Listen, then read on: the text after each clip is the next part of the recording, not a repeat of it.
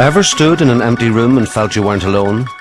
Psychic investigator Andy Matthews has. There's something that's happened in the past in this area. And he's not alone. There's something going on here. I can sense them all around me. I was born on Halloween, just before midnight, and I am the seventh daughter of a seventh daughter. Something's down there. An 800-year-old castle in a once thriving port.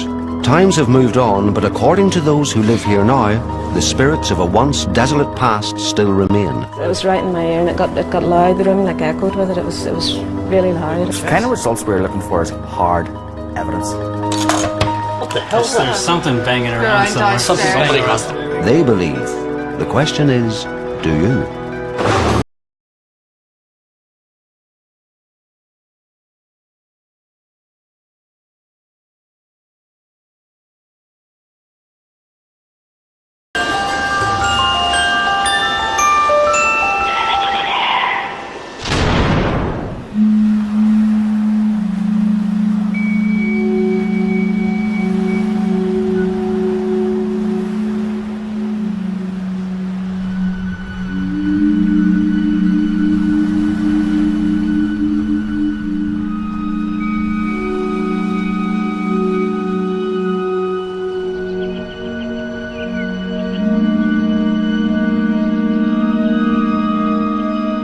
Ardglass Castle dominates one of the oldest settlements in County Down. A major port that experienced both prosperity and plague in the 19th century, it's quiet now, but not entirely undisturbed. Exactly the kind of place that psychic investigator Andy Matthews finds himself drawn to. Ardglass itself is as quiet as the grave. I mean, the port behind me is over 1,000 years old, and it evokes a feeling of superstition because it's a fishing village mixed with mystery and perhaps even hauntings.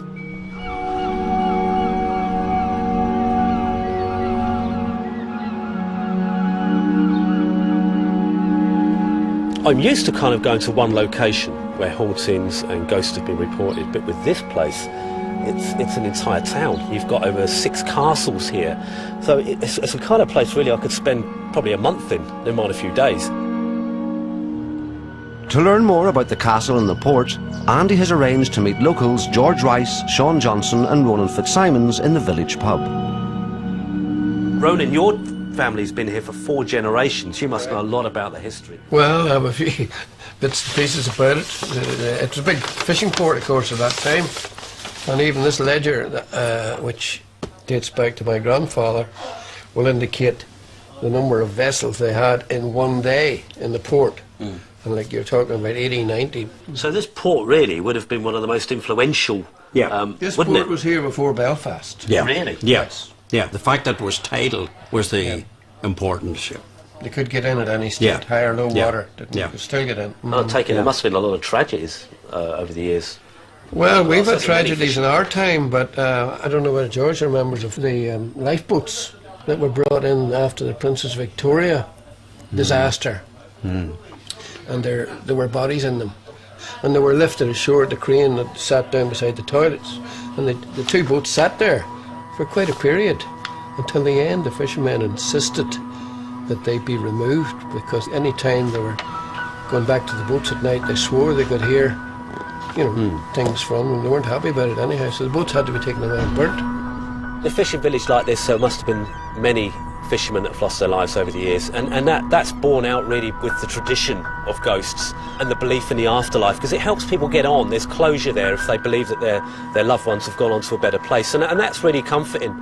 And I think in a village like this, that kind of tradition of ghosts and an everlasting life is something that's very, very prominent, I would imagine.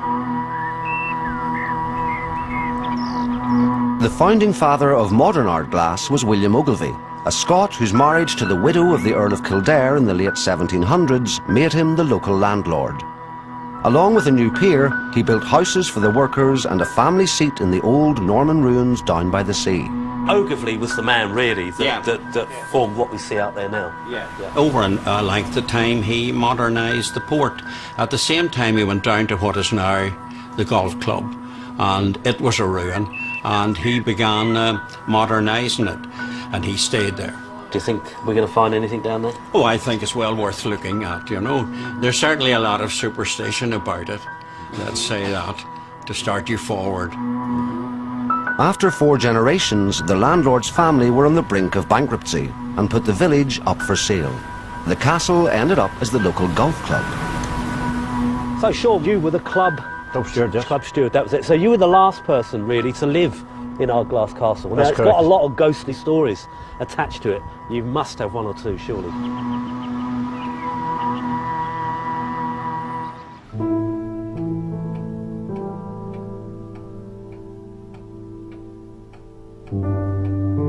So how many years did you live here, Sean? 13 in all. Unlucky for some. No, there was 13 great years. Obviously, and on a windy night, the house would creak and groan. But what else have you heard? There must have been some kind of scary, kind of spooky sounds that you heard. On that top floor above where the sugar table is, we used to hear the balls when we were in the bar. You hear them click, click around the And there's around the nobody table. up there? And you used to go up. Nobody there. Do you mind if we go up another bit? Yes. Yeah. Go ahead. Cheers.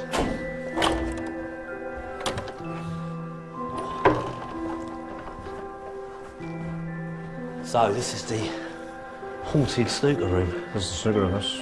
This is where the sounds were coming from. That's the sounds of balls. It was virtually a kind of a that you'd hear. Just a... My playing hasn't improved. What about footsteps? I mean, the clicking of the balls is one thing, but when people are playing snooker, you're going to hear a kind of a...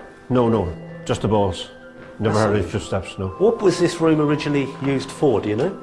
The people of the house slept up here. But there's probably no... children, maybe, if the young ones in the Children? family. Children, I would say, Good. Yeah, it's probably the sort of thing a child would do. I know mine would. Click the balls around. At the far end of the castle, the oldest part of the original building, Sean had another, rather more palpable experience. A few years back I was taking a delivery of kegs in for Christmas, about 20 odd kegs, and this area is very dark out here, and I didn't know what, I thought somebody watching me, you know. I just got a feeling. All of a sudden I felt my hand on my shoulder and I turned around and there's nobody there. Was it a man's touch or a female touch? It was a man's. A man? Man, I would say a man. It was a firm But comment. that's the first thing came into my head. It was a female, you know. At the same end of the castle, staff member Shirley Hannah had a similarly unnerving encounter. This fire door's usually lying open the way it is now, and as I came down to close the door and put my hands out to pull the bar, and I could feel something on my shoulder beside my ear, and I start pulling the door in, and there was this noise. It was like somebody taking a breath. It was like Really? like that, only it got quite loud. It wasn't particularly pleasant. It couldn't have been the wind, could it? Because obviously with the door open, was No. there a wind blowing up? No, No, it was right in my ear, and it got loud. The room like echoed with it. It was really loud. It wasn't particularly pleasant, but Was it a male kind of voice? Sound? I don't know. It was just that like that. I don't know. I have no explanation. I try to keep an open mind, but I have no explanation for that. And did so. it scare you for a few days, or? Not really. You just forget about it. So With working here, there's Yeah. there's wee things going on. And Is you there? Just, yeah. you Like just- what? Please tell. Well, another night locking up, I saw a woman in the ladies' locker room. Well, the image of a woman. A ghost? A ghost, yeah, a ghost. I've Whereabouts seen was that? Can you show me? It's just down these stairs here, just down in the main corridor. This funny thing with this place, nobody seems to be afraid. When people experience something they don't understand, it can do two things. One, it can fascinate or it can scare. 90% of the time it will scare people, scare the wits out of somebody, because they don't understand what it is. They'll immediately reference films they've seen or books they've read of demons and unnatural spirits trying to do damage. I come in here and put the light on like I'm doing now, and the lady's desk is here now, but it used to be over there. And as I came through the door, there was a form standing by the desk, and she had her back to me, and it was her hair I was taking in. She had really, really curly hair. I've been doing this a long time, and I can honestly say I've never come across anything that wants to physically hurt, or some of them are angry. And these people have got to understand that, you know, the ghosts that inhabit their house or their business or wherever are people. They were once people living lives as we are. And you have to give them that respect. You have to give them that same respect as if they were still very much alive. Are there any disembodied spirits present within this room, please? It's a slow yes. Are you a male, sir? Are you a female? Are you a child?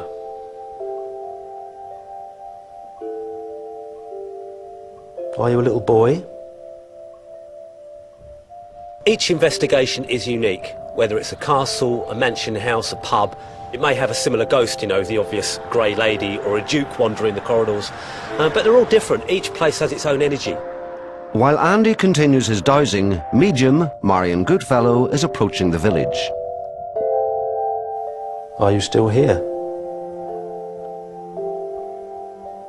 No, gone. Gone. That's amazing. Strange. I expected to pick up the woman. Yes. Or at least the trace, the Yeah, energy trace, if she's been something. seen in here, but it would pick up a little boy. There are stories of a child crying. I've heard a child crying in this corridor outside here. This reminds me of my childhood. It's a beautiful fishing village. I grew up in Grimsby in Lincolnshire, which was also a fishing town. And all the associated sadness, as well as happiness and joyous times. There's been terrible times for places like this, as there was for me when I was a child. I feel already an affinity with the place. As a psychic investigator, Andy aims to seek out spiritual energy. Yeah, there's something there. Something, not just the door, but along this whole... Marion, on the other hand, believes that same energy is drawn to her. It's that back wall. Let's see. Try again. Bang. Yep. Something's either happened here, or there's some kind of residual energy that remains here along this wall, but there's... I don't know what it is. There's something that's happened in the past in this area through this wall.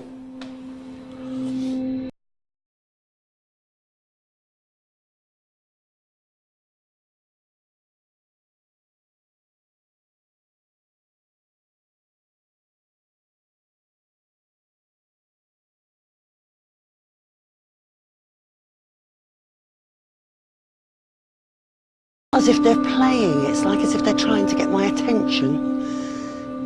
There's something going on here. I can sense them all around me.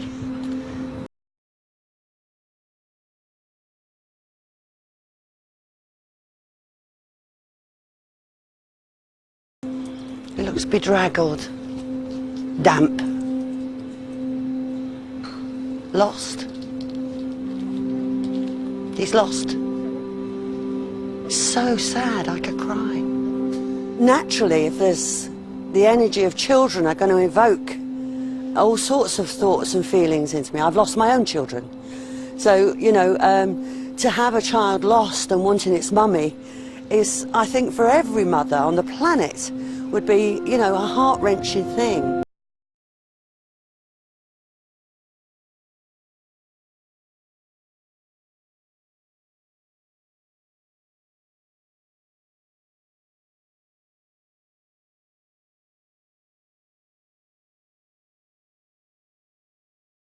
Once inside the castle, Marion is immediately drawn to the same area where Andy detected an unusual presence earlier. If there's going to be any sighting of paranormal activity, it's going to be right just here. It's like a woof of energy. It's definitely a male-dominated space. I know there's photographs on the wall of gentlemen, obviously, of the golfing fraternity. But this gentleman's from before that time. Definitely before that time. He's quite tall, quite elegant. Oftentimes when we come into places like this that have been used, I've got some energy. Stay back. This gentleman is definitely owner of all these surveys. He knows everything that's going on in this place. After meeting up with Andy, they make their way to the snooker room at the very top of the castle. What, you felt something on the stairs? Yeah, I feel nursery, like a nursery. I can hear children laughing. Totally different from the children outside. Absolutely, totally different. I've got two little girls. These are not servants' children. These are children Household children. Household children, these Right. are. I said 2 little girls, but then on seeing them together, this could well be a little lad. Definitely of the same family, they've got the same sort of, it's more like strawberry blonde hair. The staff downstairs late at night have heard these balls, the snooker balls, being ricocheted around the table, as if someone's up there playing with them, like kids would just... In this investigation, I want the PSI guys to monitor sound, especially up in the snooker room. Also the cries of a baby. If we can capture that here on audio, that is going to be absolutely amazing, because it's very, very rare that you can come across or record that kind of evidence.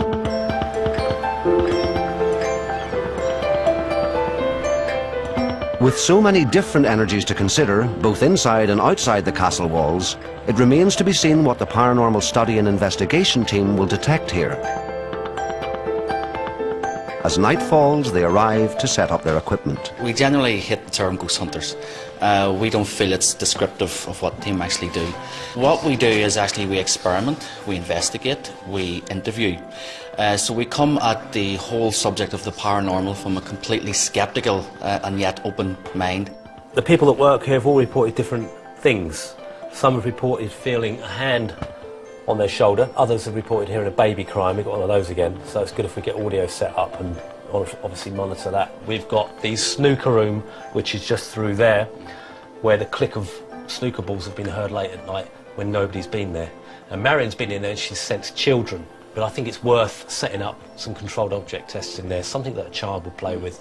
Because you just never know, you know, in the dead of night, once the house calms down, the staff have gone home, you know, things may come out to play. Okay. In theory, you do look for the cases like this, you know, buildings with such history, and you come with a lot of high expectations, but actually, as a research team, we have actually had a lot of results in just simple 2 up, 2 down houses. So it is easy to get carried away coming to a location like this, but that's all part of the fun, I suppose. We're going to hook this filter up to this CCTV camera, and there will be infrared light shining onto the table here, and if there's anything that is just beyond our vision capabilities, hopefully this will enhance it. I'm going to stick a condenser mic up here and monitor that from the base station, and if anything's picked up, we'll catch that as well. The activities that people are hearing in here would correspond with children's playing games. So I've got a few of my son's toys, little trains, and I'm going to set up a little toy train and see if a child will play with it. Having wired the castle for sound and vision, all the team can do now is wait.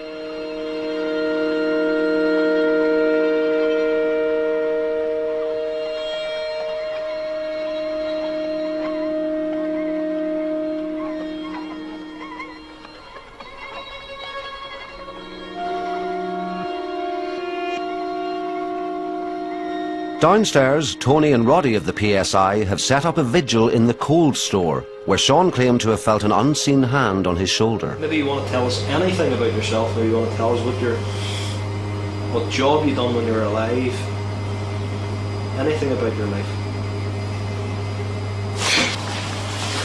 What's wrong with it? Shit. What's wrong? Turn around. Oh, shoot what I got. What just happened? Hold on. What just happened to you there?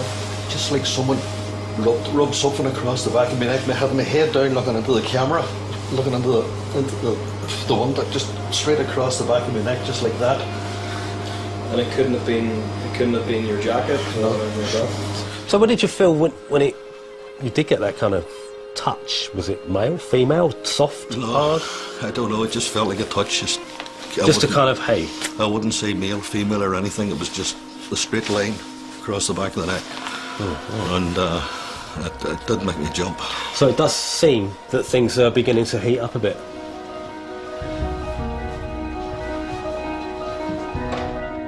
After Roddy's chilling encounter, the team decide to refocus their attention, moving cameras from the snooker room down to the ground floor.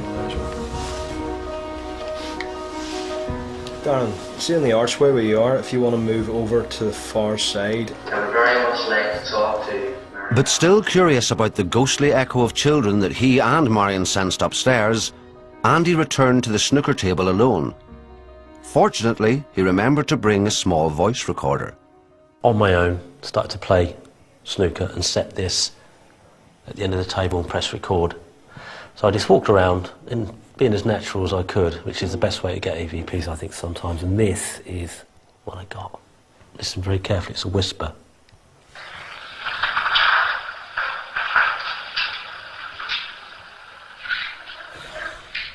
Shit, it's another one. Do you hear it? Yeah, absolutely. As children. Do you hear it? Andy. And it's in an Irish accent, which is amazing. Extraordinary, because it goes with our belief. Well, this is where I sense the children. But it also goes with our belief that when we do pass over, it's not just our energy that goes, it's our personality and the accent and who you are goes with you. Absolutely because amazing. It's just there. Andy wants the PSI team to apply some of their scientific skepticism to his recording. Right, lads, I've got this in the snooker room. I know what it says. I'm not going to say what it says. Just see what you guys think.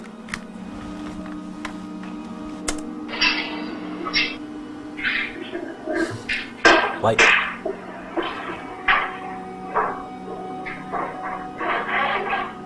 There it is again. That's pretty. Huh? That's clear. What do you think it says? I can definitely hear Lynn. You're Andy. You're Andy, you're picking. There's definitely Andy. The first word is debatable. But it's a Northern Ireland accent I'm picking up. How long did it take you to get this? 4 minutes. So we spend hours and hours on end. Sorry, guys. Doing everything that we can think of to try and capture. The only thing I can think of, and this sounds a performance. little bit way off, is because when I walked into the snooker room, I introduced myself to the room. You know, my name's Andy. I'm going to play snooker. The thing is he came in here, and this could have been anything. This could have said anything, you know. And the first thing we said was Andy. And here, look how solid that is compared to all the background noise. These are snooker balls being hit. But I mean, that's the most solid noise in the room. You know, that's something that was louder than the balls hitting each other. Can I hear it then? Logically, I should have heard that. Yeah. It's there. It's noise in the room, you know. Yeah. And it's obviously you're Andy. You're Andy. And the chances of us thinking that without knowing, there's no power of suggestion there, you know. No. It's 50 million words we could have thought that was.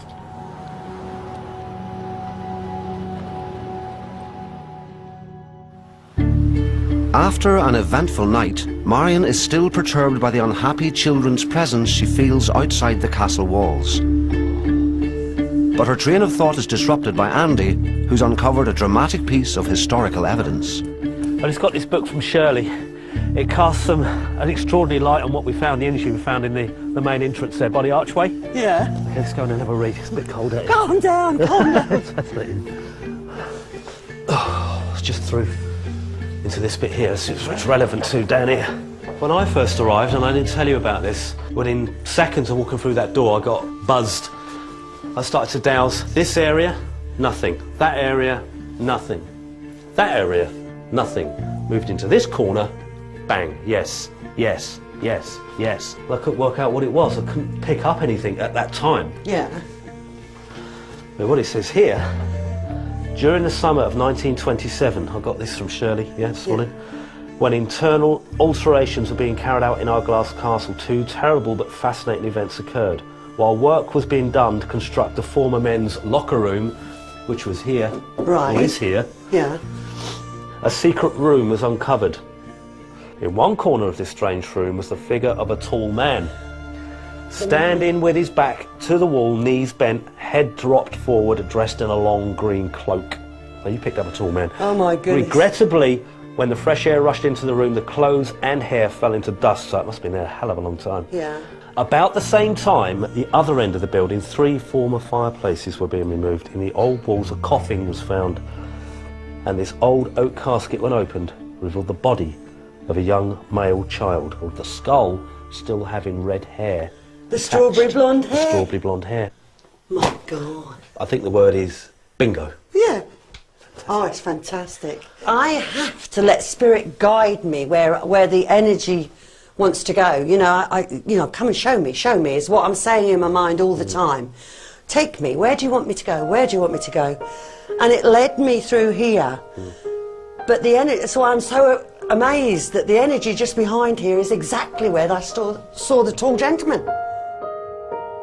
History may also offer an explanation for the melancholy spirits of children that Marion sensed outside the castle when she first arrived. In the 1830s, Britain and Ireland were ravaged by cholera. The plague, which killed hundreds of thousands across Europe, was carried along trade routes from India. Busy ports were the first and hardest hit. Inevitably, Ardglass was one of them. The infected were isolated in special camps, one of which was set up here outside the castle walls. I arrived here and immediately on entering the car park I was surrounded by children. It's almost as if they waited for me to arrive.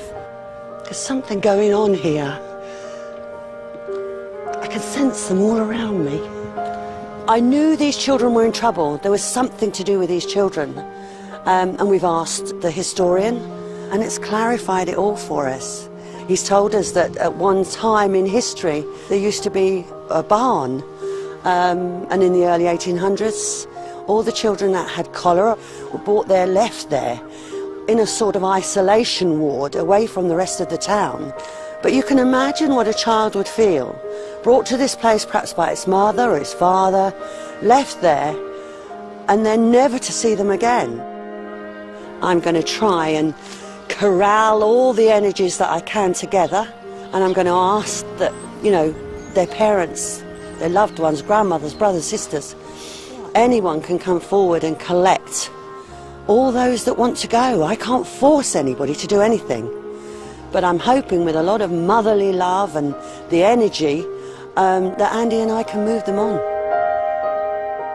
I ask the mothers and fathers, brothers and sisters living beyond in the realms of light to come forward. Can you see your mummy or your daddy?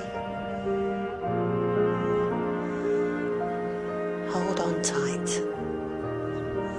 Into the light. Into the light. I think they've gone. All right. Try it. With the dowsers. Okay. Yeah, I'm fine. Are there any children here? Gone. All right. Oh, let it go now. Let it go. Come on. Let it go. It's been poisoning if I don't. Yeah, it has. It has. As soon as I arrived, their energy was all around me, and you know, and you try and do the rest of the work, and this is what I was meant to come here to do. This investigation has uniquely touched all of us, I think, while we've been here. Marion's laid more ghosts to rest than she's found. The boys themselves have all agreed for once on an EVP. There wasn't a great deal of debate. It was so clear, it was there. And for me personally, to hear my name being called out by what I believe was the ghost of a child has touched me. I feel quite honoured. So it's really been a fascinating, eye-opening time here in Ardglass. With the results of their investigation seemingly vindicated by